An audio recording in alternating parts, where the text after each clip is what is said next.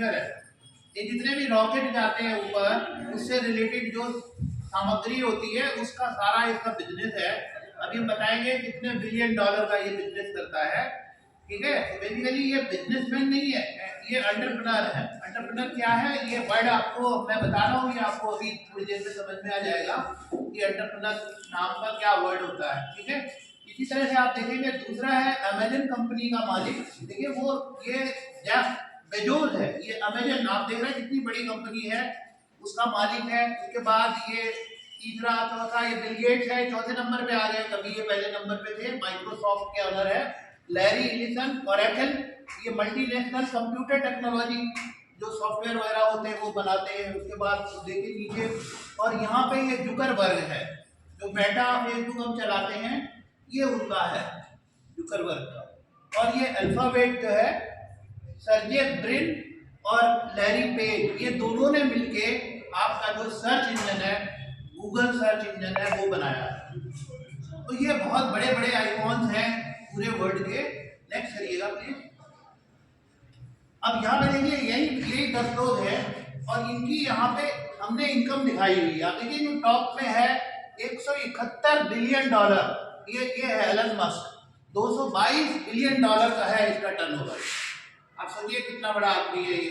और उसके बाद इसका 171 है, 169, 134, 129, 129, 119, 119, 115 और 113। और ये इनकी कंपनियां हैं, यहाँ लिखी हुई है कि कौन किस कंपनी का मालिक है। ये हम क्यों बता रहे हैं, ये अभी हम आपको आगे बताएंगे। नेक्स्ट करिएगा। अब हम अपने इंडिया की बात कर लेते हैं। हम सबसे पूरे विश्व की बात की है। ये इंडिया के जो 10 सबसे ज्यादा रिचेस्ट पर्सन है वो है, उनमें सबसे नंबर 1 पे है मुकेश अंबानी। इनको देखेंगे तो ये पूरे ग्लोबल रैंक में 15वें नंबर के रईस हैं ये पूरे विश्व में, और भारत में ये 1 नंबर पे है। ठीक है, और इनकी जो है 94.3 बिलियन डॉलर की टर्नओवर है। और ऐसे ही देखते जाएंगे आप। इनके नाम आपको याद भी करने पड़ेंगे क्योंकि मैं अभी कुछ सवाल आपसे पूछूंगा। ठीक है, और इनमें सिमिलरिटी क्या है। उसके बाद गौतम अडानी है। आपने फॉर्चून सुना होगा, ब्रांड फॉर्चून का बेसन है, फॉर्चून का तेल है, ये उसी के ऑनर है अडानी। और इनके बारे में न्यूज में खूब आता है, मोदी और अडानी को लेके खूब आता है। उसके बाद ये आपके शिव नाडर है, ये HCL टेक्नोलॉजी कंप्यूटर के हैं। उसके बाद ये सावित्री जिंदल है, ये जिंदल ग्रुप है, जिंदल पाइप और जिंदल का बहुत सारा सामान आता है। उसके बाद साइरस पुणे वाला है, ये सीरम इंस्टीट्यूट ऑफ इंडिया के मालिक है, जिन्होंने कोरोना की वैक्सीन बनाई 2 साल पहले। इन्होंने बहुत बड़ा और कुछ नेशनल लेवल के थे। तो आप क्या सोचते हो, वेदर दे आर एंटरप्रेन्योर या बिजनेसमैन, दोनों में से क्या है बताइए। बिजनेसमैन को हिंदी में हम क्या कहते हैं, व्यापारी, और एंटरप्रेन्योर को कहते हैं उद्यमी। आपके हिसाब से वो क्या है बताइए।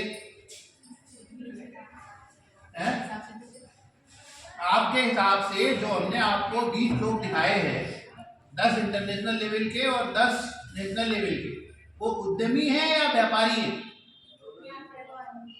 अच्छा, अब मैं एक दूसरा सवाल पूछता हूँ। आप मगन बिहारी को जानते हैं सभी लोग? मगन बिहारी उद्यमी है या व्यापारी है? क्यों उद्यमी क्यों नहीं है?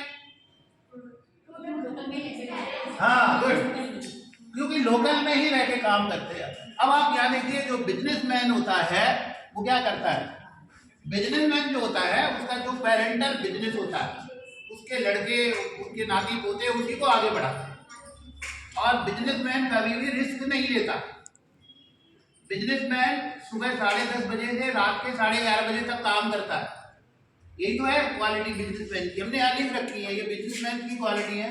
लेकिन जो एंटरप्रेन्योर है, जो वो वाले लोग हैं, जो 20 लोग हमने आपको दिखाए, 10 इंटरनेशनल रैंक के और 10 नेशनल रैंक के, उनकी क्वालिटी ये है, ये लोग रिस्क लेते हैं।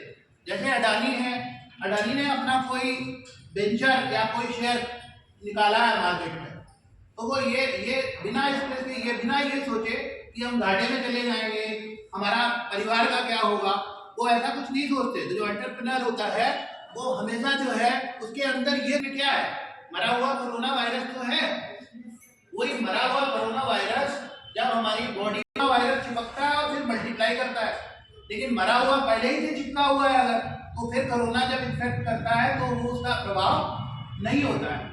इस कॉन्सेप्ट पे वैक्सीन बना दिया गया कोरोना का, और वो वैक्सीन भारत में ही नहीं विदेशों में भी कई जगह चला गया, और जिसकी वजह से भारत जो है विश्व में नंबर 1 पे आ गया। 3 वैक्सीन भारत में बनाए थे उस समय।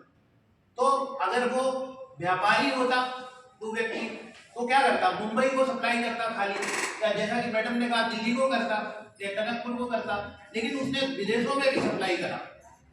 अभी मैं बात कर रहा था मैडम के, जो मैडम का जो स्टार्टअप है, इसको हम स्टार्टअप कहेंगे। स्टार्टअप और बिजनेस में ये फर्क होता है कि जो स्टार्टअप होता है उसमें टेक्नोलॉजी इन्वॉल्व होती है।